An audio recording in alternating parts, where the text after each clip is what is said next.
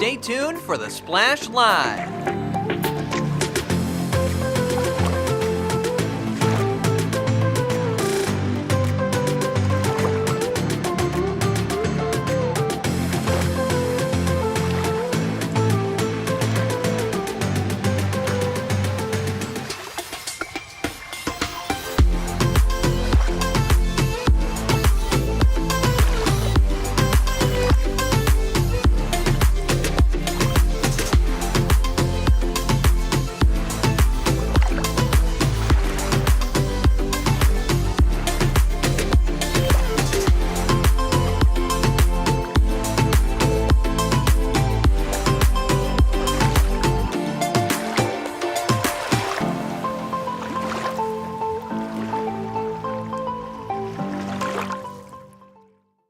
It's time for the Splash Live from Civic Center TV, featuring stories from and about people like you in the Greater West Bloomfield area.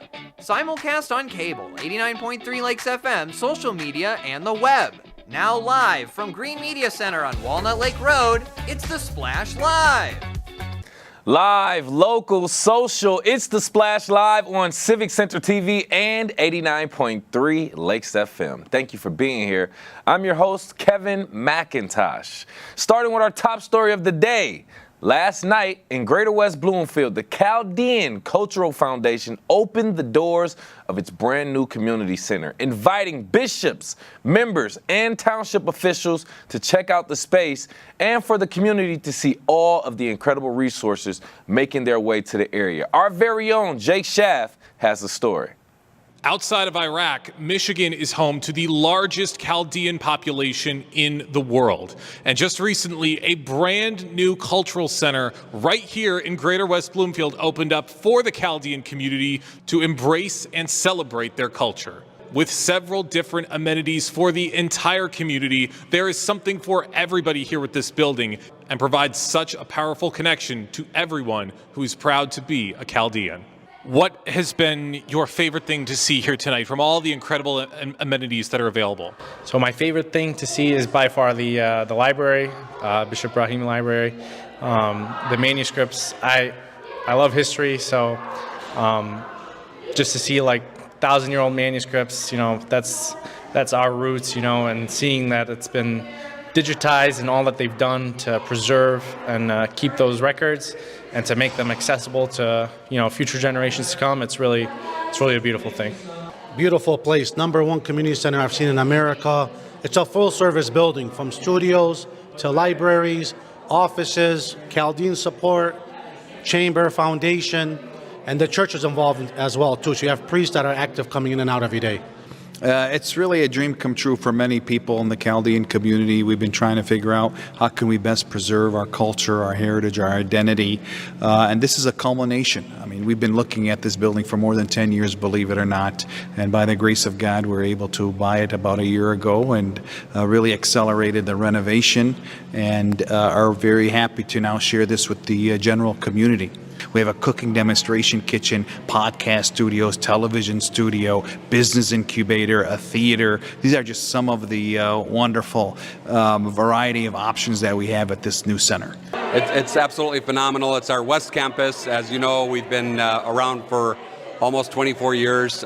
This is a tremendous achievement to be in this phenomenal town. We're in one of the richest communities in the state of Michigan. And it's a great honor to be here, and it's a great honor to serve our 500,000 Chaldean residents all across the United States of America. So that's what this organization is going to do here in West Bloomfield. We've got the library. We're going to have our National Museum here, and most of all, we're going to be serving our Chaldean community that's needy, that needs help. And we're not just open to Chaldeans; we're open to everybody, of course. So we're very proud of that. Do nights like these make you proud to be Chaldean? Yeah, I think this is what we're trying to do is create facilities that will serve generations to come. And so that more and more people will use this facility, Chaldean or not, to the greater benefit. It's educational, it's cultural, and it's meaningful. Those are very important. The biggest thing that I want people to take away is that they need to learn to give back. That's one of the things that we're very proud of with our Jewish brothers and sisters is they're really, really good at giving back, and we want to teach our Chaldean community to do the same thing, to give back. We've raised over $15 million, and we hope to continue that. So the greatest achievement would be if our people learn to give back to the community. With such a vast collection of knowledge and entertainment, there is something for everyone to enjoy with the new Chaldean Cultural Center, and it's clear just how much of an impact it's going to have on the community for many years to come. For Civic Center TV, I'm Jake Schaff. Thank you for that story, Jake. Another great resource right here in our Greater West Bloomfield area, just opening up its doors, and it seems like it's a great facility as well. To find out more information, go directly to their website, chaldeanculturalcenter.org, for more information. West Bloomfield Township is once again being recognized for outstanding financial stewardship. For the second year in a row, the township has been awarded the Distinguished Budget Award by the Government Finance Officers Association. This national honor reflects West Bloomfield's commitment to transparency, responsible spending, and high standards in public budgeting. A big congratulations goes out to our finance department here in West Bloomfield Township, the township leadership, and especially the budget manager for their dedication and hard work. It's another proud moment that shows West Bloomfield is not only a great place to live, but also a well-managed one too. Even in a community as safe as West Bloomfield, being prepared is always a good idea, from building confidence and fitness to encouraging teamwork. Self-defense classes can offer a wide range of benefits. Civic Center TV visited True Martial Arts at Orchard Mall to check out their adult self-defense classes and learn that people are enrolling for far more than just safety. Well, I mean, it is a safe community, but you do travel all over, and even in safe communities, things do happen, and it's good to be prepared, especially as a parent. You just never know what's going to happen, and it gives you a sense of confidence.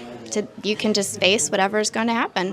What could be more important than knowing how to defend yourself, right? We talk about how martial arts builds confidence in people, and there's a certain brand of confidence that's built through self-defense training, knowing that you can walk through life and that even if you don't have all the tools to defend yourself, that you have some. Although the classes were meant to teach individuals how to protect themselves, current students and members tell us how it can be a great team-building exercise as well. It's so much fun. It really is. And you get to meet and work with new partners on a daily basis. And we get the opportunity to explore how each other works and our technique and what we're good at, what we're bad at. And as a result of all of that, it helps to build team building 100% across the line.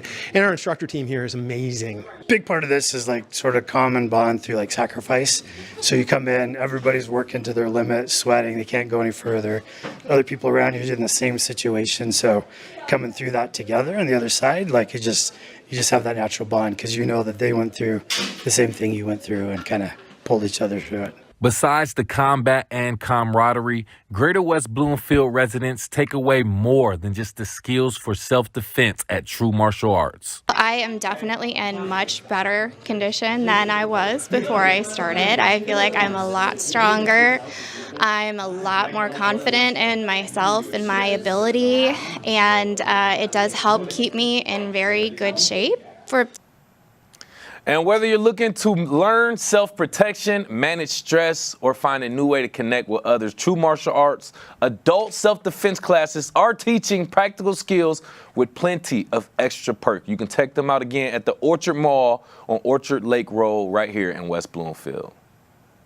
The 2025 Juneteenth Jamboree is a free, family-friendly event celebrating freedom, community, and culture. It's a very exciting event that we are looking forward to right here in West Bloomfield, and we'll talk a little bit more about that coming up. We are live, local, social. It's The Splash Live on Civic Center TV and 89.3 Lakes FM.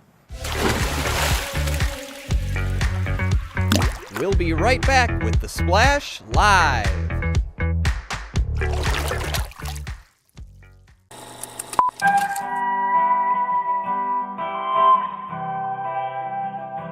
bringing you stories and memories from Kego Harbor. Civic Center TV, television that's close to home.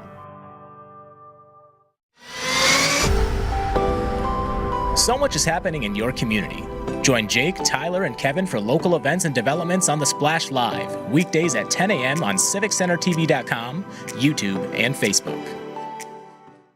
1 in 4 Michigan homes has high levels of radon, a naturally occurring radioactive gas known to cause lung cancer. It doesn't matter where you live or what type of home you have. You won't even know it's there unless you test. So don't wait. Testing is cheap and easy, and if there's a problem, it's simple to fix. Visit michigan.gov/radon to learn more.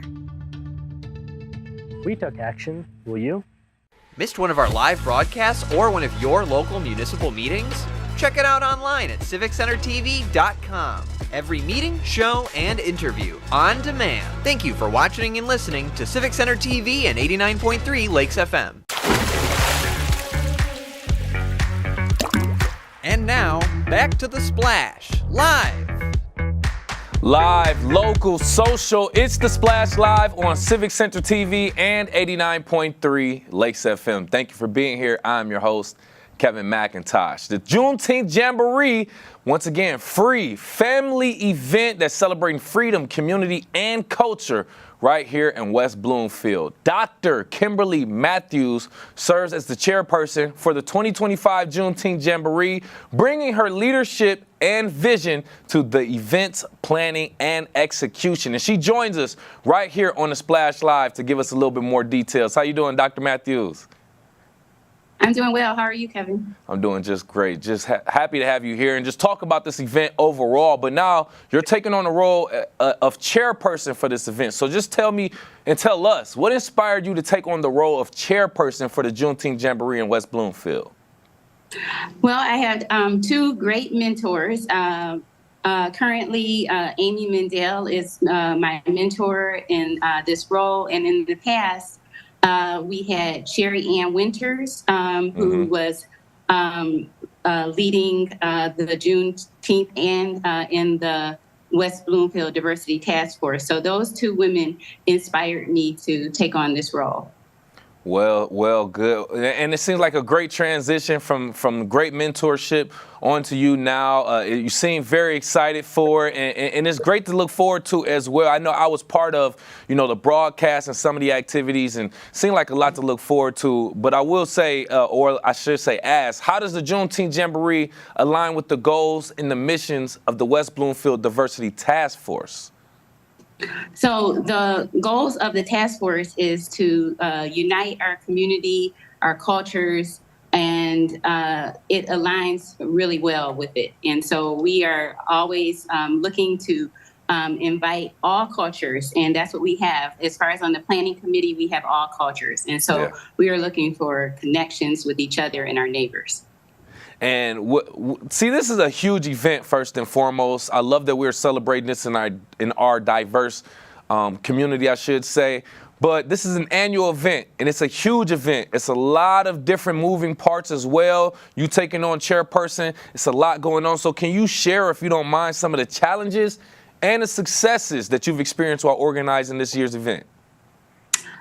Definitely. The challenges for me, I'm from the medical world, and the challenges for me have been the spreadsheets and the budgets. Okay. So that was very challenging.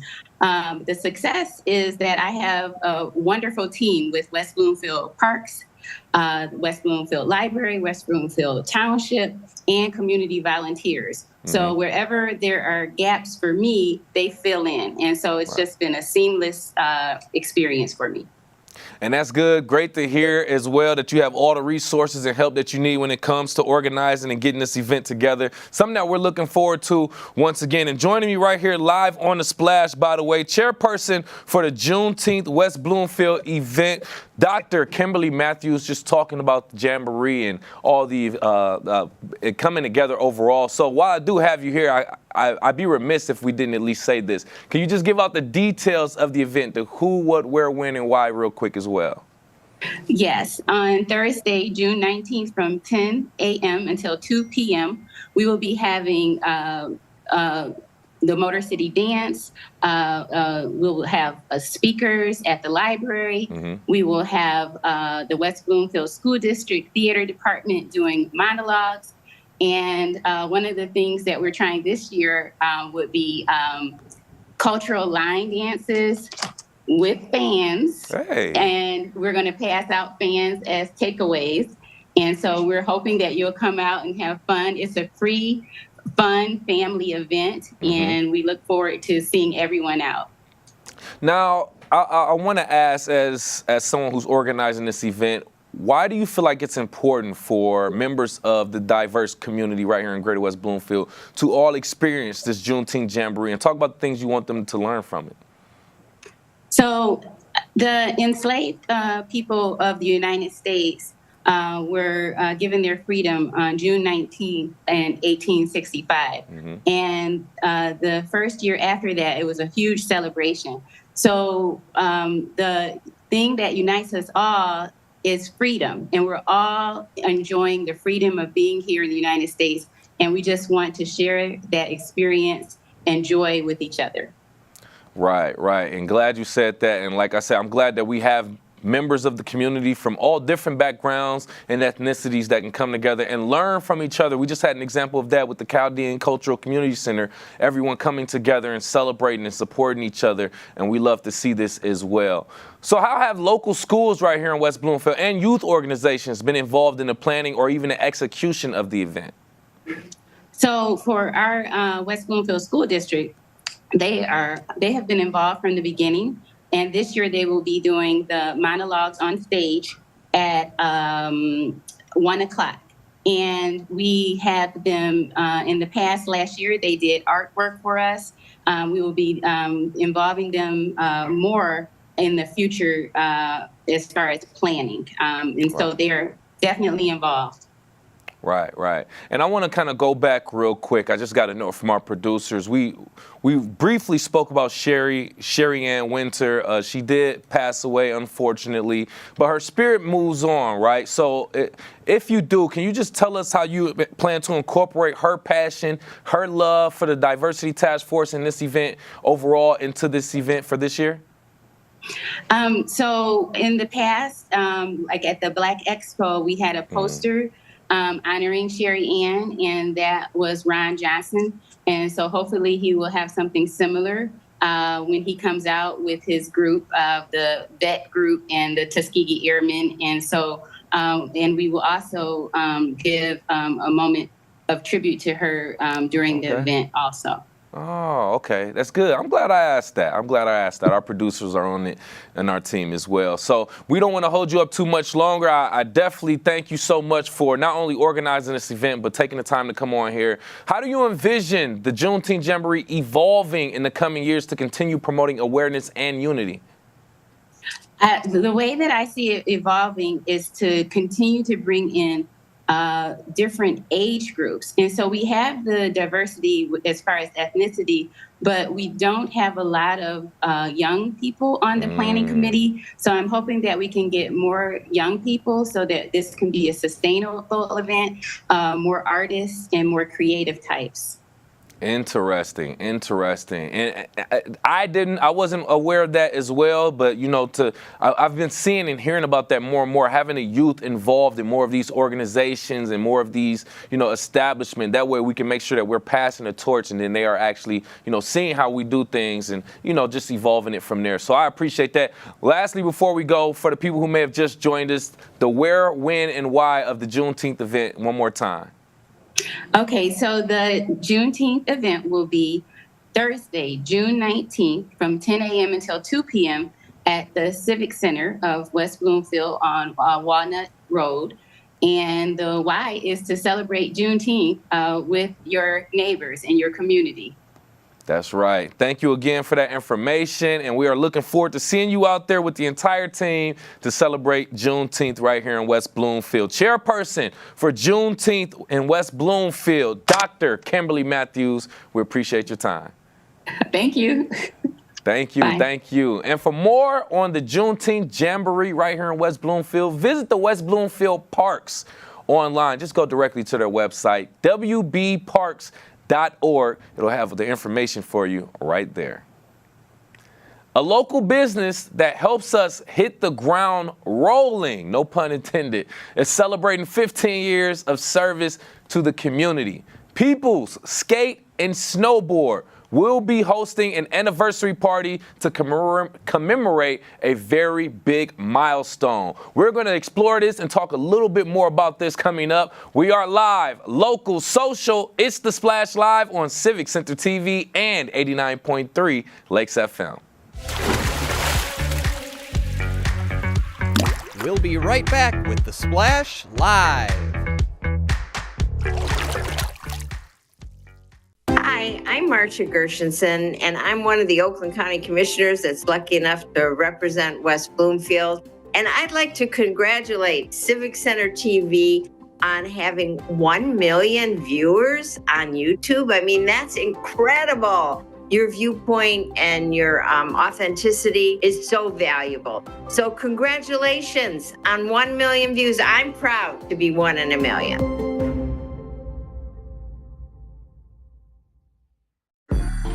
I'm an ex-drug dealer, and I'll be your sub today.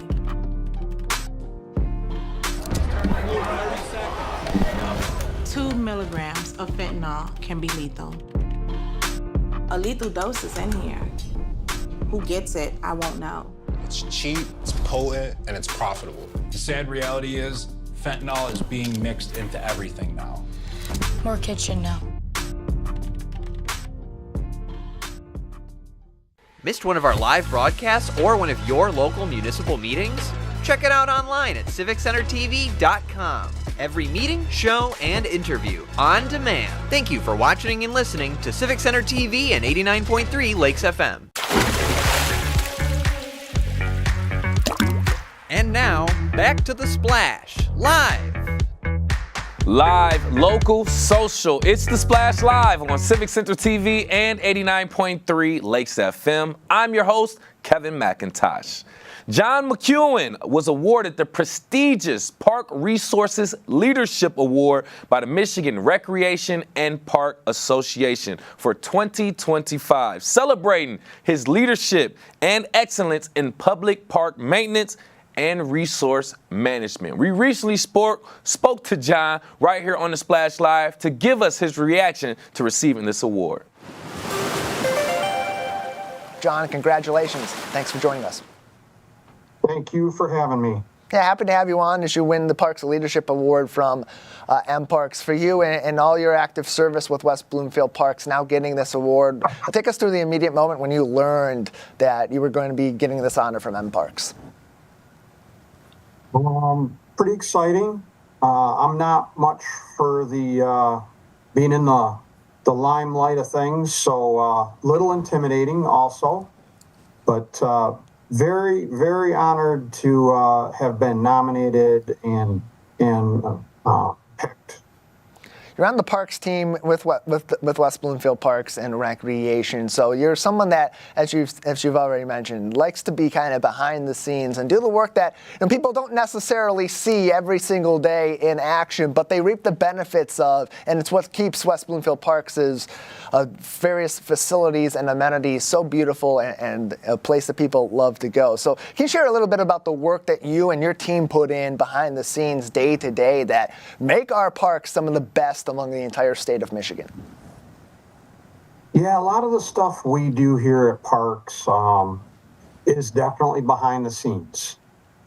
It's regular maintenance. It's making sure our playgrounds are safe and working properly. It's making sure all our soccer fields and baseball fields are dragged and chalked and painted and, lots of different things. Pickleball courts. A lot of the stuff, like you say, is definitely behind the scenes, making sure our nature paths and our trail network is safe and usable, and bathrooms are clean, and just yeah, I could go on forever, right? There's a lot to it.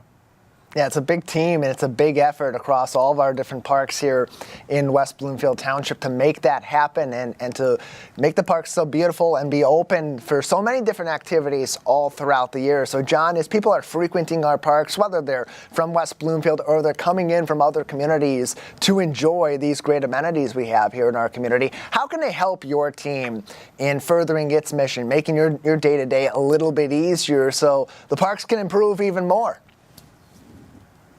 Yeah, I think we're always open for suggestions of everyone's needs.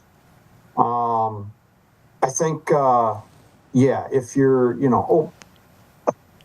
obey the rules. We get, keep your dogs on leashes, pick up the dog waste, use the trash cans, use the recycle cans. Yeah, just let us know if there's things that we can improve on. We want to do that. We're joined by John McEwen. Make your visit very enjoyable.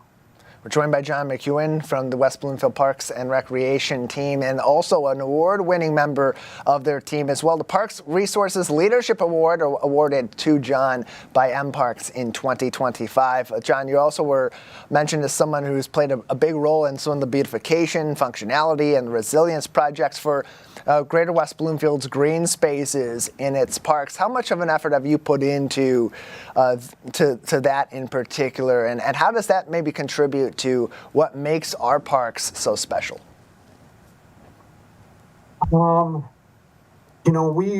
work really hard to be eco-friendly, use products that are good for the environment. That I don't know how to really say this. When you walk into some of our facilities, you're going to see light sensors that only work if there's someone's in the building, or if there's enough light outside, the ambient light sensors will work and not turn the lights on during the day. Motion toilet sensors and faucet sensors. Hand dryers to try to reduce waste. Throughout our parks and recreation, we try to do a lot. We use eco-friendly oils.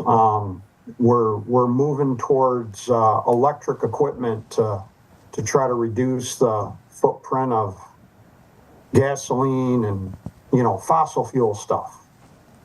So it's a lot. There's a lot going on behind the scenes. We're always looking to do better. And you've been doing a great job yourself, an award-winning member of the team at West Bloomfield Parks. We're celebrating as MParks recognized you with the Parks Leadership Award for 2025 at their annual conference. John McEwen is with us on the Splash Live from West Bloomfield Parks. You can learn more about their efforts to beautify our parks and improve the green spaces in Greater West Bloomfield on WBParks.org. John, you do this work every single day. You have a dedicated team behind you. I want to kind of get a little bit of your story, though. What interested you in a career in parks and recreation? My career started out with automotive. I'm a master automotive mechanic. I love my old classic cars, so I'm always welding and fabricating and doing all that type of work. I've always done home improvement work, so this job just kind of fit my bill. It was a pretty wide range of work, One day we're working on equipment. One day we're working on a building. One day we're setting up for a special event. It's West Bloomfield Parks is a pretty unique operation. And do you find that, given your interest in automotive, your passion for classic cars, and being able to kind of be that versatile person in your day-to-day life, bringing that into your work life too, that you're able to mix that interest between things that you do outside of work and things you have to do on the job day to day, and it makes it even more fun for you and for your team around you. It does. Yeah, probably more than I could ever explain. I really do love what I do here. And I'm very fortunate that, Parks brought me on to be able to exercise all my talents. And obviously, over the years, I have grown to learn a lot of stuff about parks, and we implement a lot of new creative ideas just to make our jobs easier, to make the everyday workload not so stressful.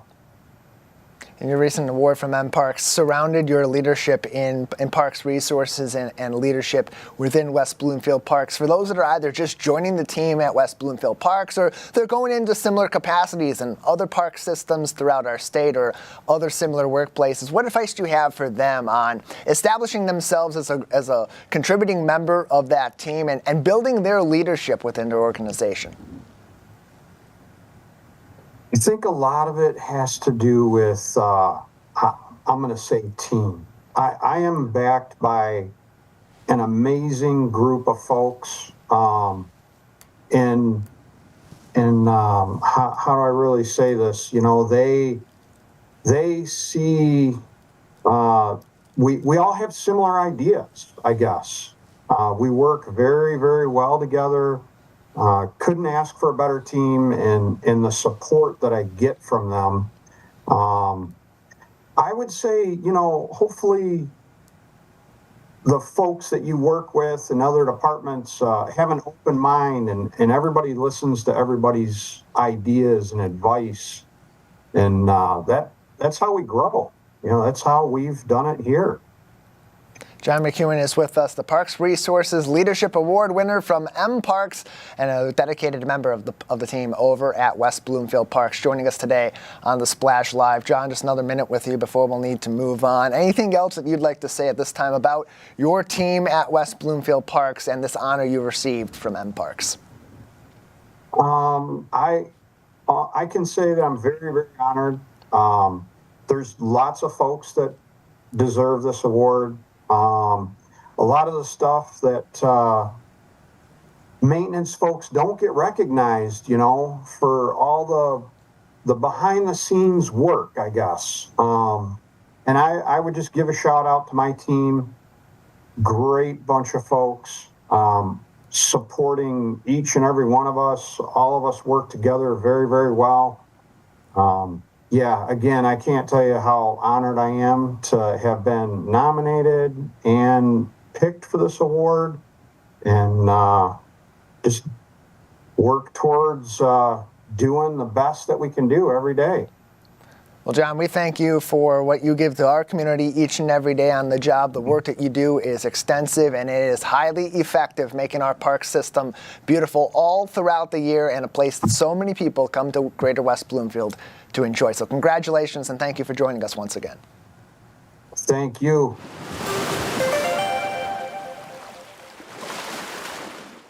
And once again, congratulations to John McEwen for all of his work and service that he's done. And like he said, just recognizing some of the work that the maintenance people do right here in our community. So congratulations and well-deserved again.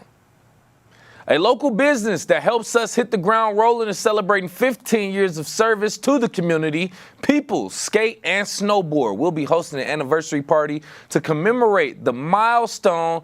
And today we are actually being joined by the owner of People Skate and Snowboard, Ben Clark. How you doing, Ben? Good. How are you? I'm doing just great. I just want to start off by saying congratulations. 15 years in business is a beautiful thing. Just want to congratulate. What does that mean to you, reaching this milestone, personally and professionally? I mean, it means a lot of hard work and just staying focused does work. There's definitely easy days and hard days. So happy to be here. And I actually, when we get into the conversation, I want to dive a little bit deeper into that because I want to provide more context as to what it takes to actually thrive and be in service for 15 years in the community. But let's start from the beginning, looking back, very beginning. Let's just talk about your inspiration in some of those early days as the shop unfolded.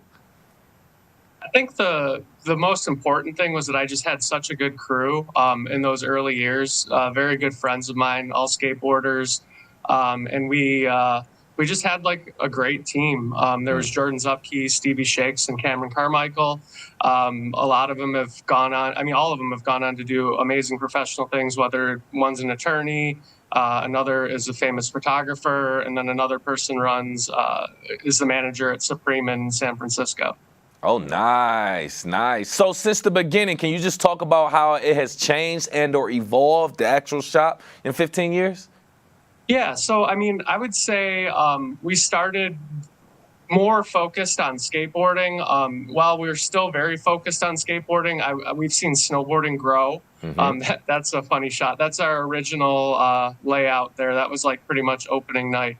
But yeah, I mean, so you can see it was very thin. There wasn't a lot of inventory in there or in here, and yeah, it's always a trip to look back on those things. But it's so like I said, snowboarding has definitely grown a bit. I think apparel and trends are always changing, Man. so we're trying to just stay on top of that, and I think it's happening faster than ever, really.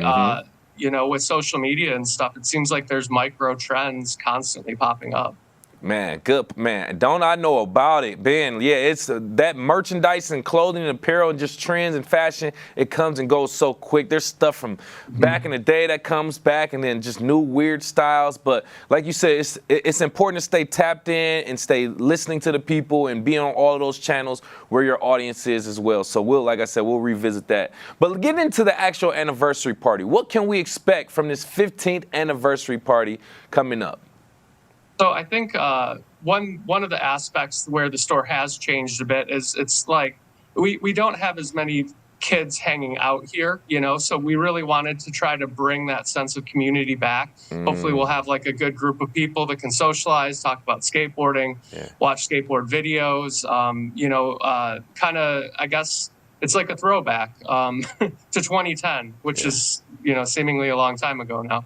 But yeah, I mean, it used to be a lot of people just like hanging out and talking skateboards and just life and art and whatever.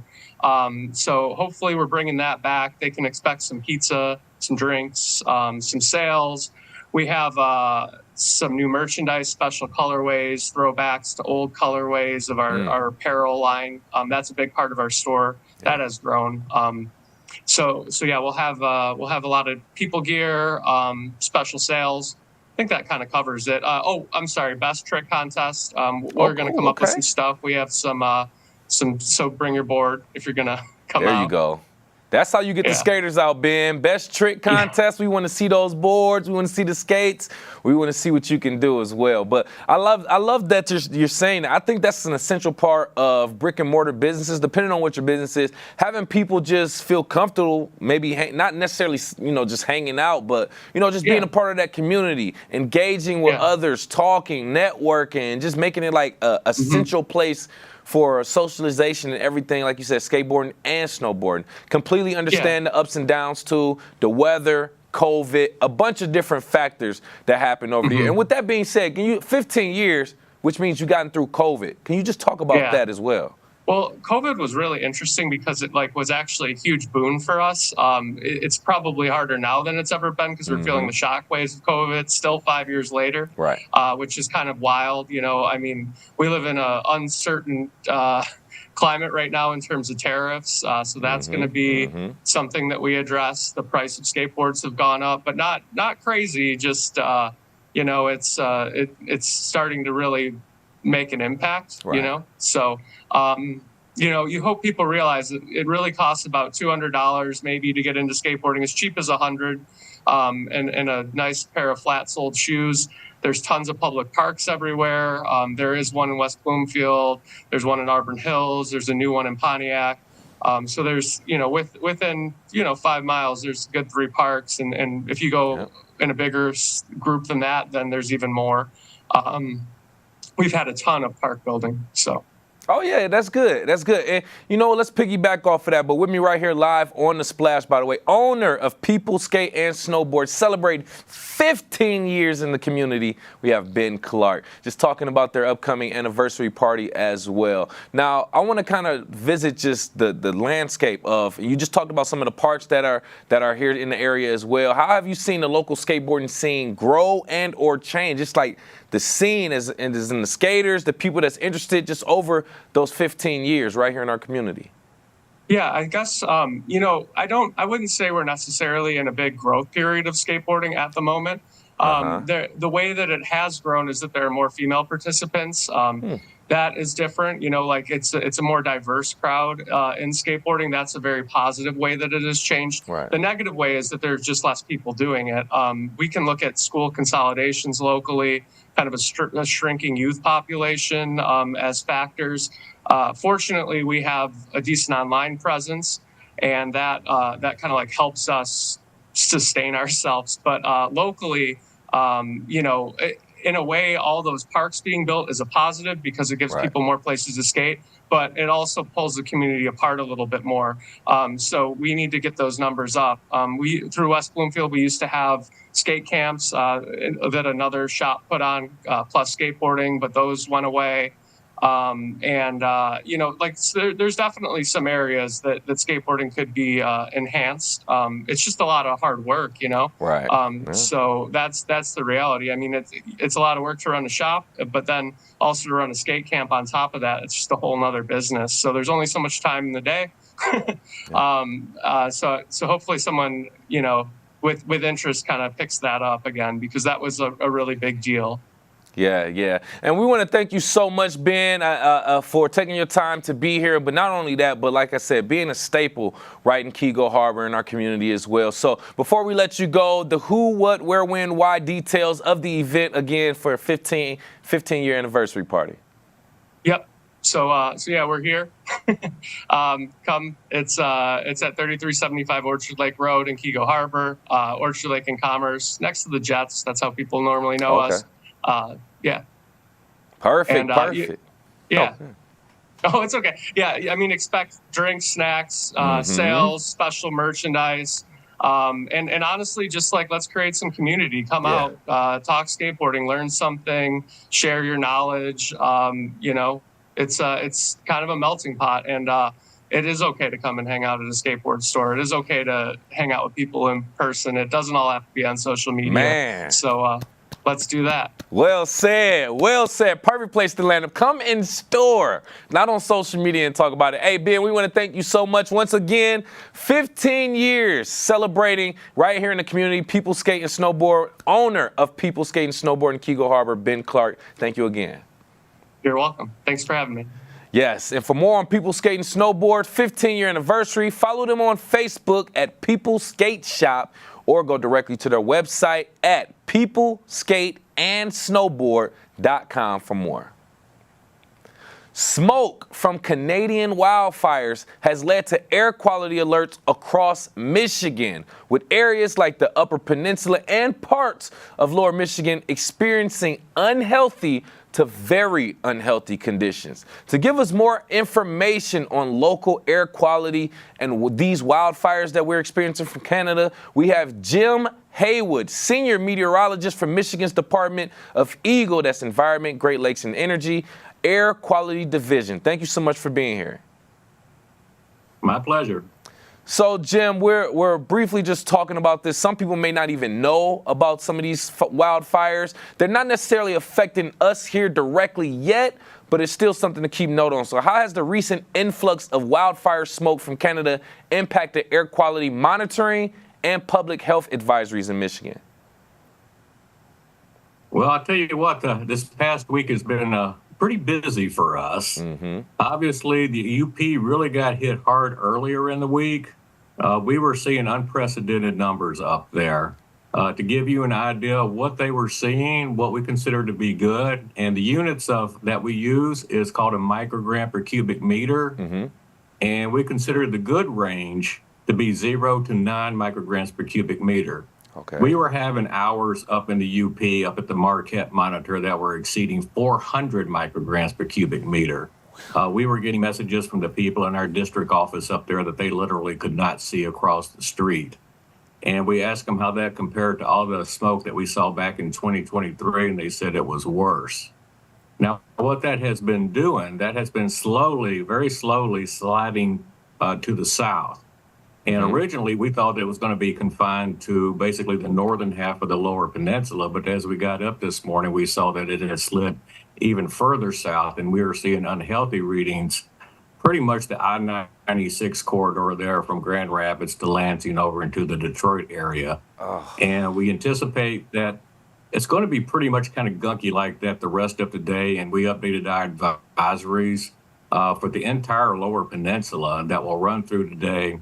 And the lower half of the lower peninsula, we're going to have it running through noon tomorrow. So wow, it's not going anywhere fast. The culprit on this is we have a cold front that is stalled down on the border, and that has a tendency to draw that upper air smoke down to the surface. And it is just dragging its feet getting out of here. And so that's why we are getting the smoke and continuing to get the smoke. Oh, wow. A lot of moving pieces here, Jim, and we're glad to have you on your team on top of it. It seems like it's extremely dangerous air for our UP residents as well, but we're hoping that everything gets, just resolved over time sooner than later. But with that being said, I just want to move on to just the generic topics of air quality in general. With that being said, maybe revisit the wildfire. But what strategies does your organization, Eagle, employ to forecast air quality amidst the unpredictable nature of wildfire smoke? Well, you do have that right. It does tend to be very unpredictable. And so it's not one of these things we can do a forecast and then turn off the computer and go away. We pretty much have to monitor it every hour of every day when we are in a smoke episode like this. As far as strategies, what we do, again, we monitor it consistently. We have 3 meteorologists that work for Eagle Air Quality Division, and I'm just one of them. We continually look at the computer forecast. Honestly, sometimes they're good. Probably more times they're not very accurate. Like I say, we really anticipated that the heavier smoke was going to stay north of us today. It didn't do that, and the models weren't picking that up. So we followed that. Now, once we do see smoke as we are seeing today, we will go in and we will beef up our advisories, and if necessary, all the way up to an alert level, which is a little more into the unhealthy range. We contacted the National Weather Service. We have them put out hazardous air quality alerts on their title page. We get in, we update our message that goes to the EPA. So if you get onto links such as airnow.gov, which is a very good website, you will see our forecast there and the areas. Not only does it show what the current air pollution is, it will show the areas that we are forecasting to be either an advisory or an alert. And also, so I always, and we've got a website there. It's not really a website, but it's called EnviroFlash. And you can subscribe to that. And whenever we do a forecast, especially when we get up into an advisory or an alert level, it'll send you a text message letting you know what the air quality is and what we anticipate it to be. Interesting. And okay, so there's so much more I want to dive into, and I know we don't have too much time, but there's some other things that I want to kind of get into as well. But with me right here live on The Splash, senior meteorologist for the Michigan Department of Eagle, that's Environment, Great Lakes, and Environment Air Quality Division, we have Jim Haywood, just talking about the Canadian wildfires, air quality, how it's affecting us here in Michigan, and etc. Now, a few things before we continue, before we wrap up. In what ways does Eagle collaborate with local communities to promote awareness and mitigation of air pollution? Well, in the lower half of the lower peninsula, typically our air quality issues deal with ozone. And we work very closely with SEMCOG, which is in the Detroit area, and also another group on the west side of the state that's called the West Michigan Clean Air Coalition. They are our public outreach. When we think we're going to have bad air quality in those areas, we reach out to them. And they do such thing as contact the Department of Transportation. You know, you may be driving down the road and you'll see one of those signs on the side of the road that say bad air quality day. They do all that for us, so that is very helpful. And then also, like I say, we contact the National Weather Service and they put alerts out as well. Good. Okay, so one thing I want before I let you go, on our smartphones, tablets, devices, nowadays, when we look at the weather, it'll give us something that says AQI, Air Quality Index, if I'm not mistaken. A lot of us may not even know how to read this. Can you just explain AQI and how we can just read this measurement on our devices? Sure. AQI, you got it, Air Quality Index. It shows the different levels of what the air quality is going to be in any particular area, where it can range all the way from good all the way up to hazardous. And it's color coded, which is nice. Sometimes you get lost in the weeds looking at the numbers. You don't really know what the numbers mean. So it's color coded, where we've got green is good. That's obviously what we like to see.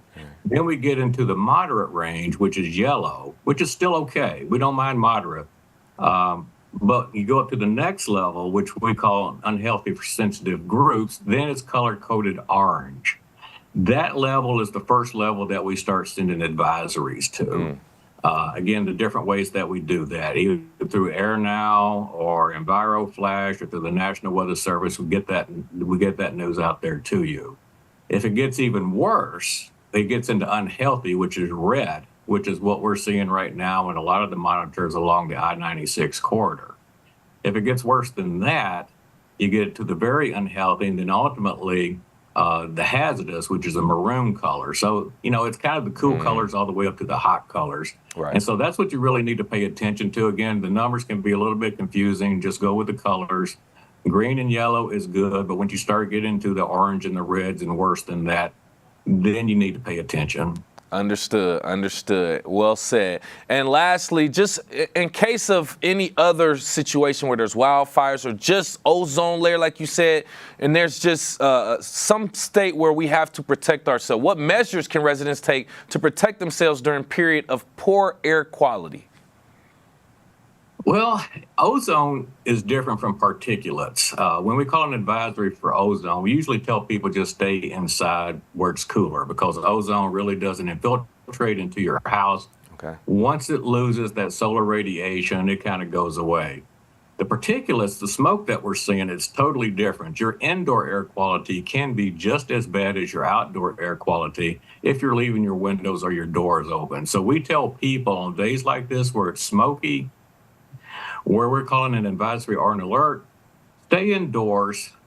If you have to be outside, try to really limit your strenuous activity. Don't go running. Don't do physical things any more than you have to. Stay indoors. Run your air conditioner if you have it. Have a very good filtration system, a nice HEPA filter there in your house. It's just so that you can recirculate the air in your house and weed out all that particulate that might be getting into your house. And that's really the best thing you can do. You can't stop it. I mean, it's coming across the border. Nobody can stop it. It's here. There's really nothing that's precautionary that you can do to stop it. But you can help protect your health by following some simple guidelines like staying indoors and keeping your air conditioner on. Well said. Simple enough for me, too. And we want to thank you so much for your time again. Once again, Senior Meteorologist for the Michigan Department of EGLE, that's Environment, Great Lakes, and Energy Air Quality Division, Mr. Jim Haywood. We appreciate your time and information, sir. Thank you again, and great information for us to keep in mind. So if we are experiencing some air quality changes from these wildfires, we'll continuously keep you updated as well. A local lawyer has recently been named Oakland County's Oakland Together 40 Under 40. He was announced by Oakland County Executive Dave Coulter earlier this year. And Oakland County's Oakland Together 40 Under 40 is a diverse and passionate group of individuals making a positive change throughout Oakland County. We recently spoke to one of the nominees on the Splash Live to talk about his nomination, Nate Fink of Fink Breast Sack. Thank you for being here, Nate. Thank you for having me. Yes, I'm so sorry if I pronounced the name wrong. Is it Fink Breastsack? Did I say that right? I want to make sure I say that right. That's right. No, Okay, right. Look at me, landing in first try. All right, well, let me just start off by saying congratulations on your nomination. Big congratulations there. How did you find out about being named Oakland County's 40 Under 40? Thank you very much. It's a pleasure to be here. I appreciate you having me on. I found out about it. I got a note from the county executive's assistant, and then was told they were going to be broadcasting the announcement on Facebook the next day. Yeah. And was very excited to hear about it. It's a great honor. Yes, it is. I would imagine, man. I'm so happy for you. I feel like we're family, and I feel like I feel like I'm celebrating with you, man. This is just one of those things that I know a lot of people have on their bucket list to achieve. Now, what do you believe personally contributed most to this recognition at this point in your career? Yeah, well, I appreciate that, and it really is a great honor. Yeah. I appreciate the county executive and the committee providing me this award. My roots are deep in Oakland County, particularly West Bloomfield. I was born and raised in West Bloomfield. I went to Andover High School, or formerly known as Andover High School. I now have 4 kids who live in West Bloomfield with me and my wife, and go to Bloomfield schools in West Bloomfield, and we still live here. And I've cared a lot about the community since I was a kid. I've gone on to become an attorney and have been very passionate about advocating on behalf of people who are perhaps in need and unable to get the legal representation that they might otherwise get. Good. We do a lot of different types of work, including class action work. We do municipal work. I've currently the representation just concluded, but we represented the new Michigan Independent Citizens Redistricting Commission. Okay. And did a lot of work related to protecting and defending their work. And I just care a lot about the community, and I think that the committee and the county executive saw that. Nice, man. So I would imagine that you saw some of the other nominees as well as I did. Now, when you look at that list of other people in our Oakland County community who were nominated, how does it feel to be honored alongside such a dynamic and diverse group of leaders across the county? Yeah, it's humbling. I mean, it's just an outstanding group. I think we're going to have an opportunity to get together, I believe, next month.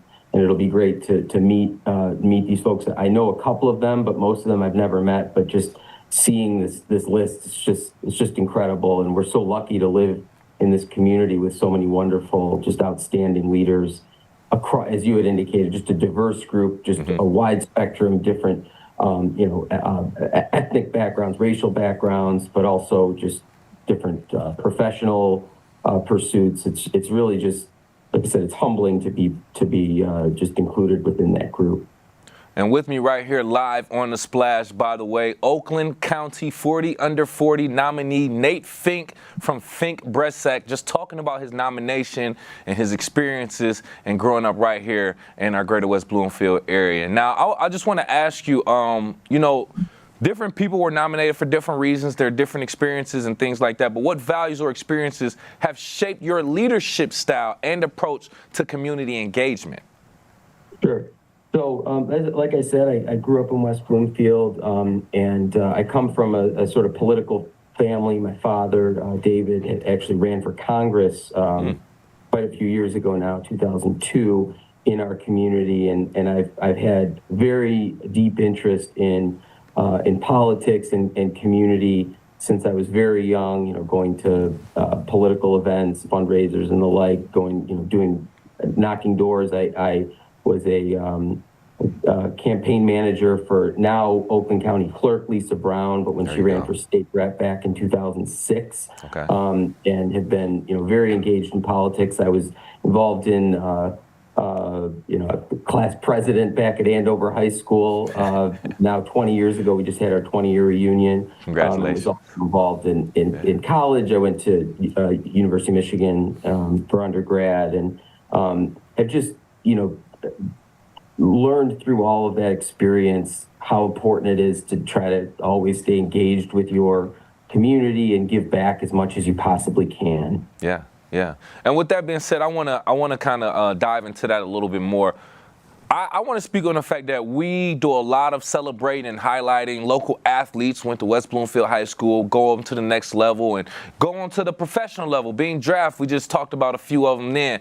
But I also want to consider yourself another hometown hero, someone born in, or not necessarily born, but raised right here in West Bloomfield and give back and now being recognized. So I want to consider you a hometown hero. And with that being said, a lot of the work that you've done, what are some initiatives or products that you're most proud of being part of? I appreciate that. I don't. As you noted, we've had some wonderful athletes that have come out of the community. I'm certainly not one of them, but I think I'm most proud of the fact that you indicated I wasn't born. I was here. I was born in Royal Oak at Beaumont, and then but literally moved to West Bloomfield probably when I was 3 or 4 days old, and have lived here. Except for when I went to Michigan for undergrad in Ann Arbor, I've lived here my whole life,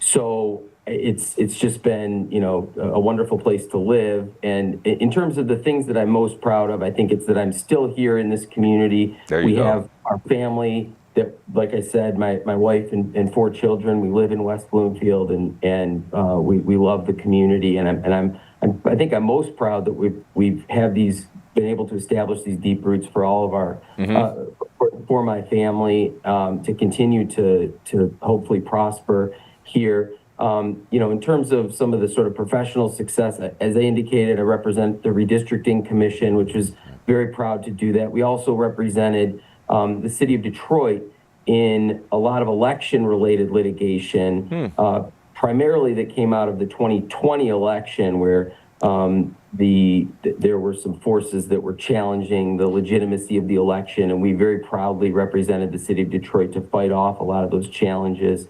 And I think we're probably perhaps some of the most successful in that litigation. I'm just very proud to be a part of that. Good work, man. Hey, I'm like I said before, man, I'm so proud of you myself to just be recognized. This as someone who aspires to get this type of recognition myself. And others, I'm very, very excited for that. And with that being said, just landing your plane here, what advice would you offer to other young professionals like myself and others in the community looking to make a meaningful impact in their communities?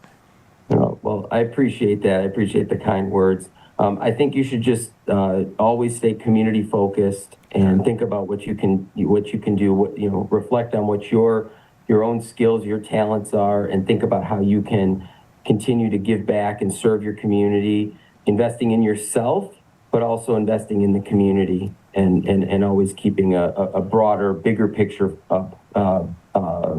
perspective on life. Love that. Well said. Thank you so much again, sir. And with us right here live again, we want to thank you for being with us. Oakland County 40 Under 40 nominee, Nate Fink from Fink Bressac. Thank you so much, sir. Thank you very much for having me. I really appreciate it. And congratulations again to Nate Fink for his 40 Under 40 nomination as well. I'm your host, Kevin McIntosh. I want to thank you so much for watching and listening to us today. Always a pleasure. Per usual, we are live, local, social. It's The Splash Live on Civic Center TV and 89.3 Lakes FM.